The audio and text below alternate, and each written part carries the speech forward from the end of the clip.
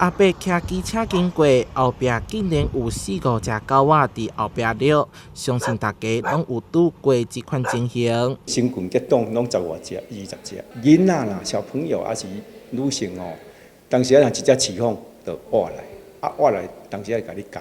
流浪狗的问题要安怎有效解决？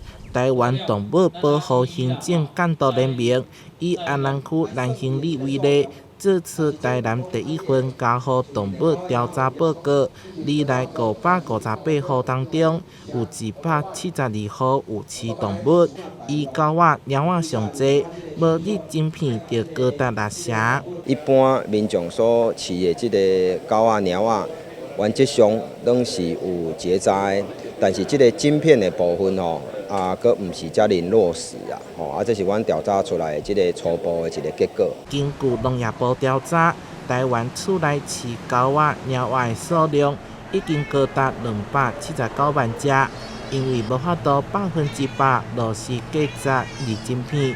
加上放生等因素，流浪动物的问题一直存在。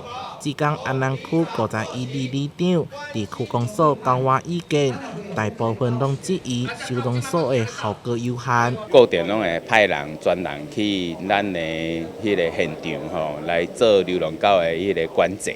而且即马嘛透过公所来找所在，看会当是毋是暂时来安置遮的流浪狗。莫讲咱验了，佮放倒来原位，可能造成会有一寡市民朋友无共的看法。有一寡迄个狗仔较乖较温柔的TMV 了后变做社区的流浪狗，当社区做社区狗。怎样讲呢？因为流浪狗有伊个地域性嘛，所以你即摆总算有所有狗拢移除了，别个所在就可以入来。所以留一寡较乖较温柔的当社区做社区狗，社区内底嘛有一寡爱狗的人士，一寡流浪狗也袂歹。